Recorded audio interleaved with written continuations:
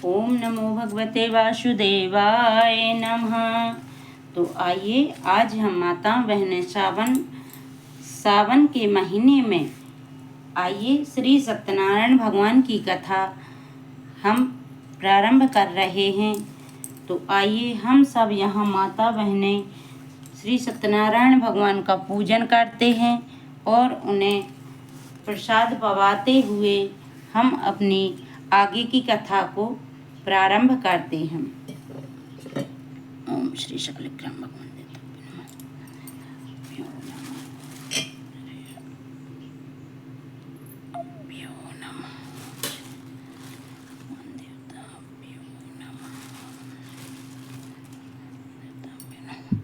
जो कि हमने यहाँ पर प्रभु का पूजन किया है। अब हम यहाँ पर श्री सत्यनारायण भगवान की कथा प्रारंभ करने जा रहे हैं। तो आइए हम सब माता बहनें आज श्री सत्यनारायण भगवान की कथा को श्रवण करते हुए मोक्ष की प्राप्ति के लिए, सुख संपदा की प्राप्ति के लिए भगवान नारायण से प्रार्थना करते हैं। तो आइए अब हम प्रभु की कथा प्रारंभ करते हैं।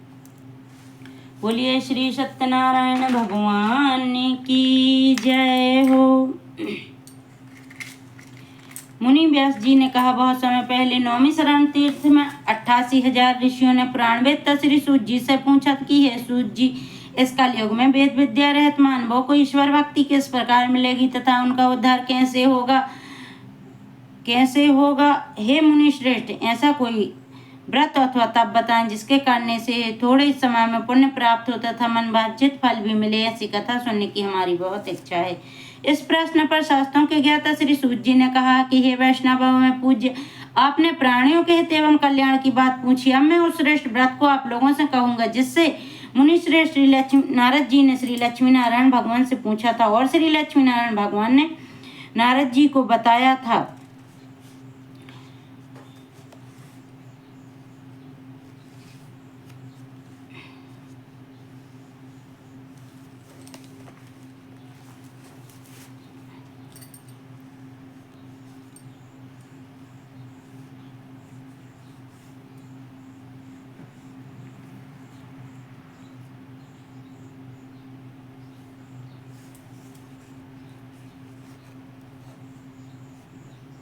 कोई व्रत अथवा तप बताएं जिसके करने से ही थोड़े ही समय में पुण्य प्राप्त हो तथा मनवांछित फल भी मिले। ऐसी कथा सुनने की हमारी बहुत इच्छा है। इस प्रश्न पर शास्त्रों के ज्ञाता श्री सूत जी ने कहा, हे वैष्णवों में पूज्य, आपने प्राणियों के हित एवं कल्याण की बात पूछी। अब मैं उस श्रेष्ठ व्रत को आप लोगों से कहूंगा जिससे मुनि श्रेष्ठ नारद जी ने श्री लक्ष्मी नारायण भगवान से पूछा था और श्री लक्ष्मी नारायण भगवान ने नारद जी को बताया था। अब आप भी श्रोतागण उस कथा को ध्यान से सुनो। न मुनिनाथ सुनो सत्य कथा, यह सब कालवश हुए महासुखदायी भाव ताप पूर्ण करे, सुख संपत्ति के अधिकारी, संकट में दुख दूर करे, ठोर कठोर में हो सहाय, महान महात्म है इसमें कली काल में फल जनाई। मुनि श्रेष्ठ नारद जी ने दूसरों के कल्याण हेतु सभी लोकों में घूमते हुए एक समय मृत्यु लोक में आ पहुंची। यहाँ बहुत सी योनियों में जन्मे प्राणी सभी मनुष्यों को अपने कर्म के अनुसार अनेकों कष्टों से पीड़ित देकर उन्होंने सोचा कि कैसे यत्न के करने से इन प्राणियों के कष्टों का निवारण हो सकेगा। मन में ऐसा विचार कर नारद जी विष्णु लोक पर गए। वहां श्वेत वर्ण और 4 भुजाओं वाले देवों की ईश नारायण, जिनके हाथों में शंख चक्र गदा थे तथा पद्म वरमाला पहने हुए थे, उनको देखकर उनकी स्तुति कर कहने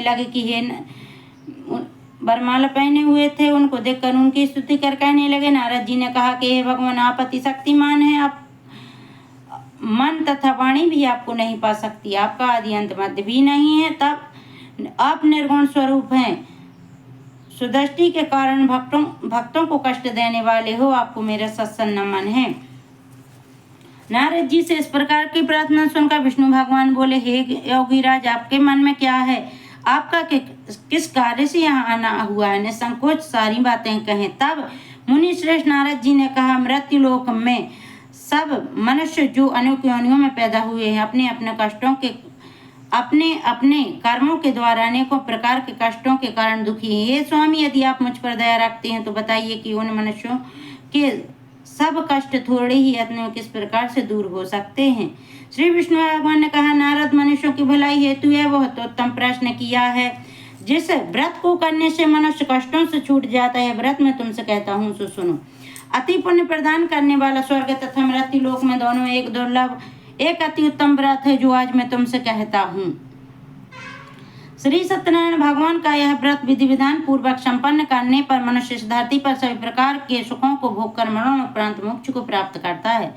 भगवान के ऐसे वचन सुनकर नारद मुनि बोले कि हे भगवान, उस व्रत का विधान क्या है, फल क्या है? इससे पहले किसने इस व्रत को किया है और किस दिन यह व्रत करना चाहिए, कृपा कर मुझे विस्तार से समझाइए।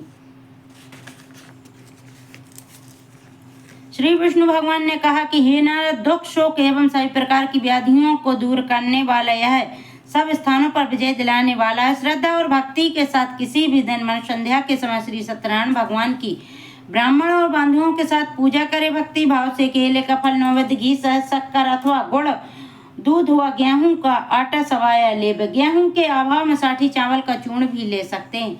इन सभी को भक्ति भाव से भगवान श्री सत्यनारायण को अर्पण कर बंधु बांधुओं सहित ब्राह्मणों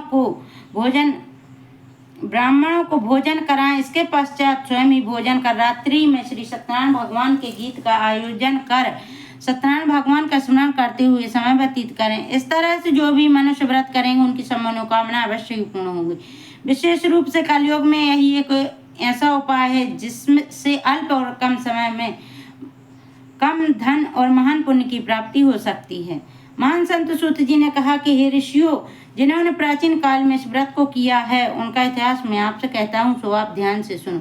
अति सुंदर काशीपुरी नगरी में एक निर्धन ब्राह्मण वास करता था। वह भूख और प्यास से बेचैन होकर हर समय दुखी होकर पृथ्वी पर घूमता रहता था। ब्राह्मणों से प्रेम करने वाले विष्णु भगवान ने उसको दुखी देखकर एक दिन बूढ़े ब्राह्मण का वेश धारण कर निर्धन ब्राह्मण के पास जाकर बड़े आदर से पूछा कि हे ब्राह्मण, तुम हर समय पृथ्वी पर दुखी होकर क्यों घूमते हो? हे श्रेष्ठ ब्राह्मणों, अपनी व्यथा मुझसे कहो, मैं सुनना चाहता हूँ। कष्टों से घिरे ब्राह्मण ने कहा, मैं निर्धन ब्राह्मण हूँ, भिक्षा के लिए पृथ्वी पर मार फिरता हूँ। हे भगवान, यदि आप इससे मुक्ति पाने का कोई उपाय जानते हो तो कृपा कर मुझे बताइए। तब उस वृद्ध ब्राह्मण का रूप धारण किए हुए श्री विष्णु भगवान बोले, हे ब्राह्मणों, तुम श्री सत्यनारायण भगवान को मनवांछित फल देने वाले हो, इसलिए तुम उनका विधि पूर्वक पूजन करो। इसके करने से मनुष्य सब दुखों से मुक्त हो जाता है। ब्राह्मणों को व्रत का संपूर्ण विधान बतलाकर बूढ़े ब्राह्मण का रूप धरे श्री सत्यनारायण भगवान अंतर ध्यान हो गए। वृद्ध ब्राह्मण ने जिस व्रत को बतलाया मैं उसको अवश्य ही करूंगा, विधि विधान सहित करूंगा, ऐसा निश्चय कर वह दरिद्र ब्राह्मण घर चला गया। परंतु रात को उस ब्राह्मण को नींद नहीं आई। अगले दिन वह जल्दी उठा और श्री सत्यनारायण भगवान का व्रत करने का संकल्प कर निश्चय कर भिक्षा मांगने के लिए चल दिया। उस दिन उसको भिक्षा में पहले से अधिक धन मिला, जिससे उसने पूजा का सारा सामान खरीदा और उस घर आकर अपने बांधवों के साथ विधि पूर्वक भगवान श्री सत्यनारायण का व्रत किया। इसके करने से वह गरीब ब्राह्मण सब कष्टों से छूटकर अति धनवान हो गया। उस समय से वह ब्राह्मण हर मास व्रत करने लगा। श्री सत्यनारायण भगवान के व्रत को जो शास्त्र विधि के अनुसार श्रद्धा पूर्वक करेगा वह सब कष्टों से छूटकर मोक्ष को प्राप्त करेगा। जो भी मनुष्य श्री सत्यनारायण भगवान का व्रत करेगा वह सब कष्टों से छूट जाएगा। इस तरह से नारद जी से श्री सत्यनारायण भगवान का कहा हुआ है व्रत मैंने तुमसे कहा है। हे श्रेष्ठ ब्राह्मणों, अब और क्या सुनना चाहते हैं? तब ऋषियों ने कहा, हे मुनीश्वर, संसार में इस विप्र से सुनकर किस किसने इस व्रत को किया है, हम सब सुनना चाहते हैं। मुनियों से ऐसे सुनकर श्री सूत जी ने कहा कि हे मुनिगण, जिस जिस प्राणी ने इस व्रत को किया है उन सब की कथा सुनो। एक समय वह धन ब्राह्मण बांधवों के साथ शास्त्र विधि के अनुसार अपने घर पर श्री सत्यनारायण भगवान का व्रत कर रहा था। उसी समय एक लकड़ी बेचने वाला बूढ़ा व्यक्ति वहां आया। उसने सिर पर रखा लकड़ियों का गट्ठा बाहर रख दिया और ब्राह्मण के मकान में चला गया। प्यास से बेचैन लकड़हारे ने विप्र को व्रत करते देखकर वह प्यास को भूल गया। उसने विप्र का अभिनंदन किया और पूछा कि हे ब्राह्मणों, आप यह किसका पूजन कर रहे हैं? इस व्रत को करने से क्या फल मिलता है, कृपा कर मुझे बताइए। तब उस ब्राह्मण ने कहा, सब इच्छाओं को पूर्ण करने वाला यह श्री सत्यनारायण भगवान का व्रत है। इन्हीं की कृपा से मेरे यहाँ धन धान्य ऐश्वर्य का आगमन हुआ है। ब्राह्मणों, से इस व्रत के बारे में जानकर वह बूढ़ा लकड़हारा धन धान से युक्त हुआ और लकड़हारा अत्यंत प्रसन्न हुआ और भगवान का चरणामृत लेकर भोजन करने के पश्चात वह अपने घर को चला गया। अगले दिन लकड़हारे ने अपने मन में संकल्प किया कि आज गांव में लकड़ी बेचने से जो धन मिलेगा उसी से श्री सत्यनारायण भगवान का श्रेष्ठ व्रत करूंगा। मन में ऐसा विचार कर वह लकड़हारा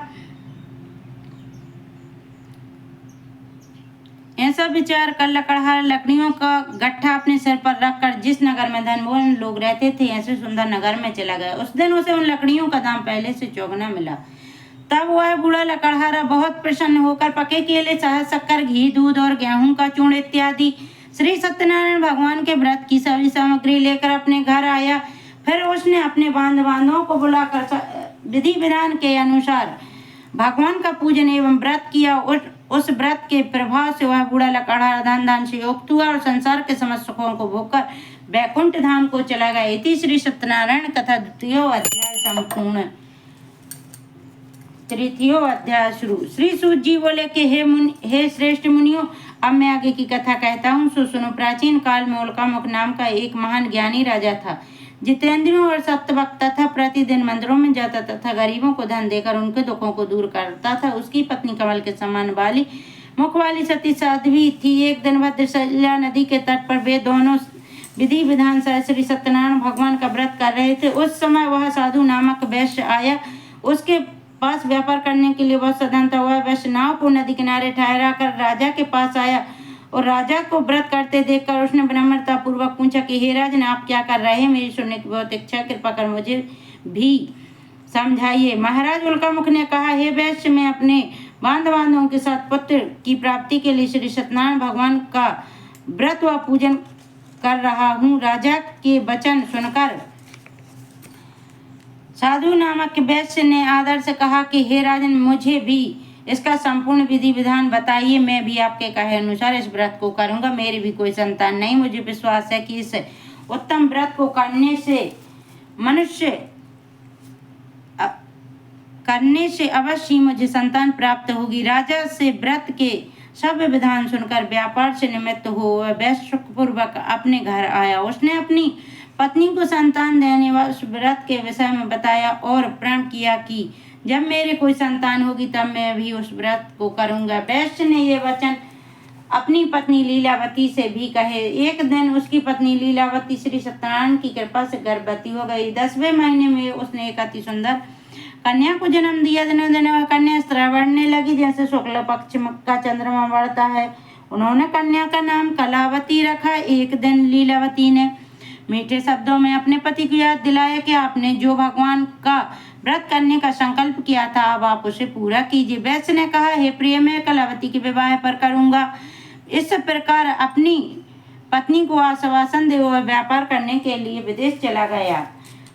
कलावती पितृगृह में वृद्धि को प्राप्त होती रही। लौटने पर जब साधु ने नगर की सखियों के साथ अपनी भास्वती पुत्री को खेलते देखा तो उसके विवाह की चिंता हुई। तब उसने एक दूत को बुलाकर कहा कि उसकी पुत्री के लिए एक सुयोग्य वर देख कर लाओ। दूत साधु नामक उस वैश्य की आज्ञा पाकर कंचन नगर पहुंचा और देखभाल कर वैश्य की कन्या के लिए एक सुयोग्य बाणक पुत्र ले आया। सुयोग्य लड़के के साथ साधु नामक वैश्य ने अपने बांधवों सहित प्रसन्न चित्त होकर अपनी पुत्री का विवाह कर दिया। दुर्भाग्य से वह विवाह के समय भी श्री सत्यनारायण भगवान का व्रत करना भूल गए। इस पर श्री सत्यनारायण भगवान अत्यधिक क्रोधित हो गए।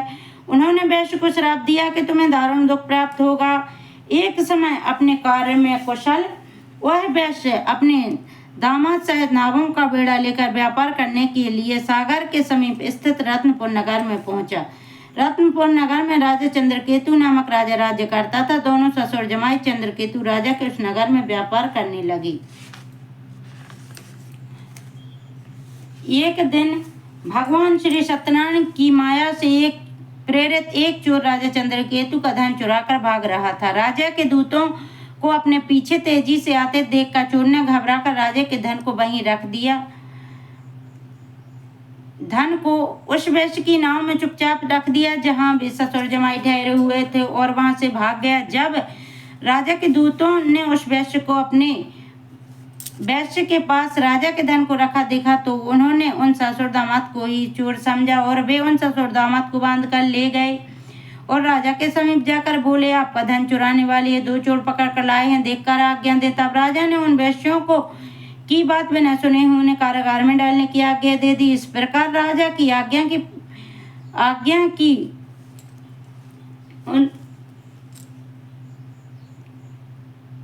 आज्ञा से उनको कारावास में डाल दिया गया तथा उनका धन छीन लिया। श्री सत्यनारायण भगवान के श्राप के कारण वैश्य की पत्नी लीलावती व पुत्री कलावती भी घर पर बहुत दुखी रहने लगी। उनका सारा धन चोर चुरा कर ले गए। मानसिक व शारीरिक पीड़ा तथा भूख प्यास से अति दुखी होकर भोजन करने की आस में कलावती एक ब्राह्मण के घर गई। उसने ब्राह्मण को श्री सत्यनारायण भगवान का व्रत व विधि पूर्वक पूजन करते देखा। उसने कथा सुनी तथा श्रद्धा पूर्वक प्रसाद ग्रहण कर रात को घर आई। माता ने कलावती से पूछा, हे पुत्री, तू अब तक कहाँ रही? मैं तुम्हारे लिए बहुत चिंतित थी। माता के शब्द सुनकर कलावती बोली, हे माता, मैंने एक ब्राह्मण के घर श्री सत्यनारायण भगवान का व्रत होते देखा है।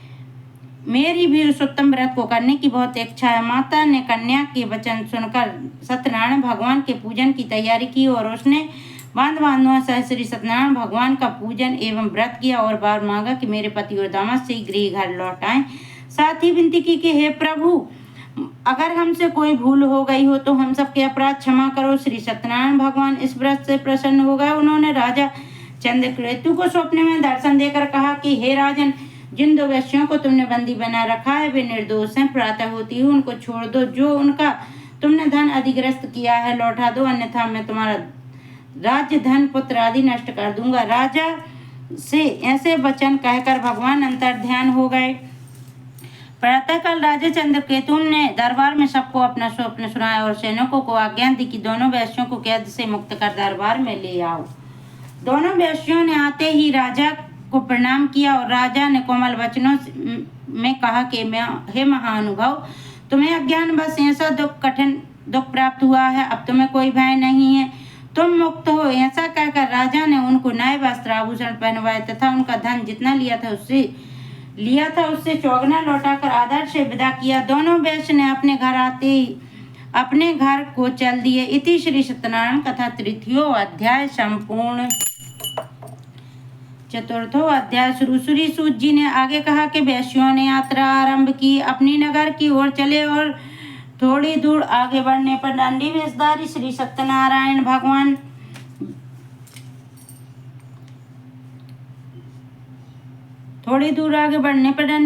श्री सत्यनारायण भगवान ने उनकी परीक्षा लेने हेतु उनसे पूछा कि हे वैसे तेरी नाव में क्या है? अभिमानी बाणक हंसता हुआ बोला, हे डंडी, आप ऐसा क्यों पूछते हैं? क्या धन लेने की कामना है? मेरी नाव में तो बेलपत्ते आदि भरे हैं।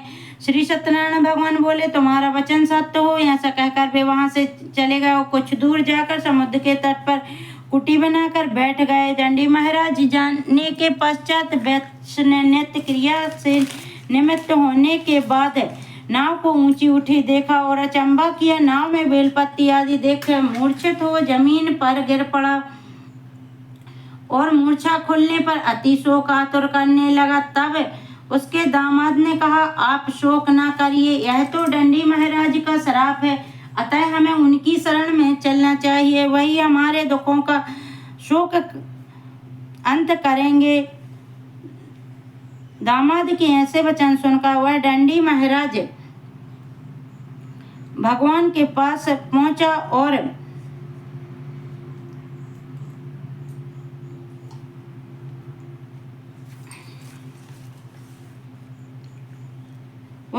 अत्यंत भक्ति भाव से पश्चाताप करते हुए बोला, मैंने आपसे जो असत्य वचन कहे उनके लिए मुझे क्षमा करें। ऐसा कहकर वह शोकातुर होकर रोने लगा। तब दंडी भगवान बोले, हे बाणक पुत्र, मेरी आज्ञा से ही तुझे बार बार कष्ट हुआ, तू मेरी पूजा से विमुख हुआ है। तब उस वैश्य ने कहा कि हे भगवान, आपकी माया को ब्रह्मा आदि देवता भी नहीं जान पाते, मैं मूर्ख भला कैसे जान सकता हूँ? आप प्रसन्न होइए, मैं अपनी क्षमता के अनुसार आपकी पूजा करूँगा, मेरी रक्षा कीजिए। मेरी नौका में पहले के समान धन परिपूर्ण कर दीजिए। उसके भक्ति भाव से परिपूर्ण वचन सुनकर श्री सत्यनारायण भगवान प्रसन्न हो गए और उसकी इच्छा अनुसार देकर वर देकर अंतर ध्यान हो गए। तब ससुर व दामाद दोनों ने नाव पर आकर पाया कि नाव धन से परिपूर्ण है।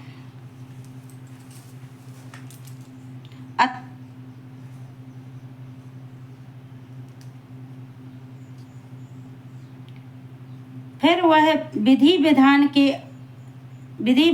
से भगवान सत्यनारायण का पूजन कर साथियों सहित अपने नगर को चला। अपने नगर के निकट पहुंचे। जब वह अपने नगर के निकट पहुंचा तब उसने एक दूत को अपने घर भेजा। दूत ने साधु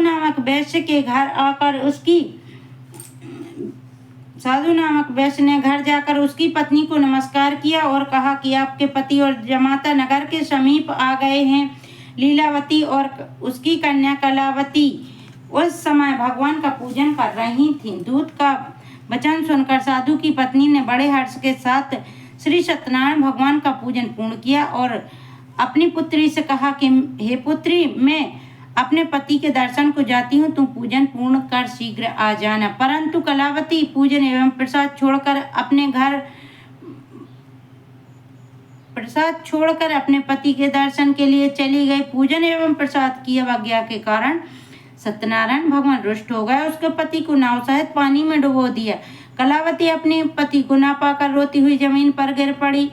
नौका को डूबा हुआ तथा कन्या को रोती हुई देखकर साधु नामक वैसे द्रविड़ हो बोला कि हे प्रभु, मुझसे या मेरे परिवार से अज्ञान बस जो भी अपराध हुआ है उसे क्षमा करें। उसके ऐसे वचन सुनकर सत्यदेव भगवान प्रसन्न हो गए। आकाशवाणी हुई कि हे वैश्य, तेरी पुत्री मेरा प्रसाद छोड़कर आई है, इसलिए इसका पति अदृश्य हुआ। यदि वह घर जाकर प्रसाद ग्रहण कर लौटे तो उसका पति अवश्य मिलेगा। आकाशवाणी सुनकर कलावती ने घर पहुंचकर प्रसाद ग्रहण किया और फिर अपने पति को पूर्व रूप से पाकर अति प्रसन्न हुई तथा उसने अपने पति के दर्शन किए। तत्पश्चात साधु वैश्य ने वहीं बांधवों सहित श्री सत्यदेव भगवान का पूजन पूर्ण किया।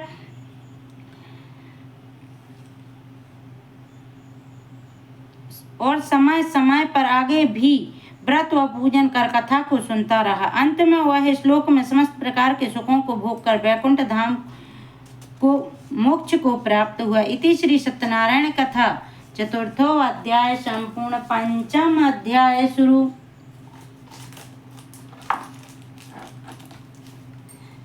श्री सूत जी ने आगे कहा कि हे ऋषिगण, मैं आगे की कथा कहता हूँ, सुनो। आप सभी ध्यान से सुनो। सदा प्रजा के लिए चिंतित तुंगाध्वज नाम का एक राजा था। उसने भगवान सत्यनारायण का पूजन एवं प्रसाद छोड़कर बहुत कष्ट पाया।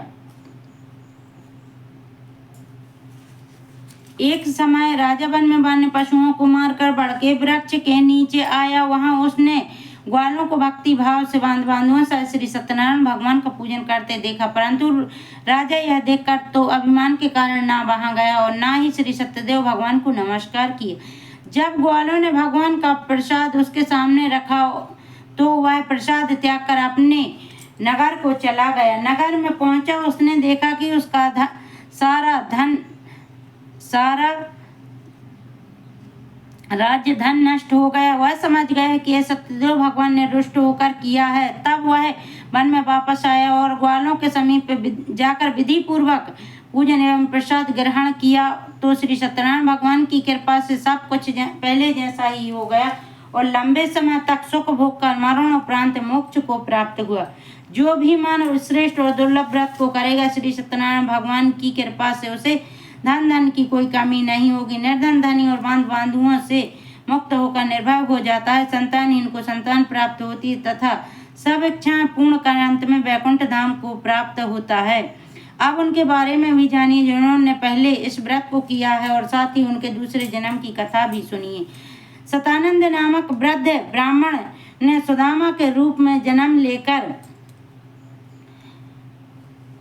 श्री कृष्ण की भक्ति से वैकुंठ धाम को प्राप्त किया। उल्कामुख नामक महाराज राजा दशरथ बने और रंगनाथ का पूजन कर मोक्ष को प्राप्त हुए। साधु नामक वैश्य धर्मात्मा और सत्य प्रतिज्ञा मूढ़ ध्वज बनकर अपने पुत्र को आरी से चीरकर वैकुंठ धाम को प्राप्त किया। महाराज तुंगाध्वज स्वयं शंभु बने। उन्होंने बहुत से लोगों को भगवान की भक्ति में लीन कराकर वैकुंठ धाम को प्राप्त किया। वह लकड़हारा भी अगले जन्म में ग्रहु नामक निषाद राजा बना, जिसने राम के चरणों की सेवा कर अपने सभी जन्मों को संवार लिया। इति श्री सत्यनारायण कथा पंचम अध्याय संपूर्ण। बोलिए श्री सत्यनारायण भगवान की जय। तो इस तरह से हम यहाँ पर श्री सत्यनारायण भगवान की पूजा पूर्ण करते हुए अब हम यहाँ वीडियो को विराम देते हैं। तो आइए हम श्री सत्यनारायण भगवान की पूजा करते हुए मनवांछित फल की प्राप्ति करते हुए भगवान की पूजा को पूर्ण करते हैं। ओम नमो भगवते वासुदेवाय नमः।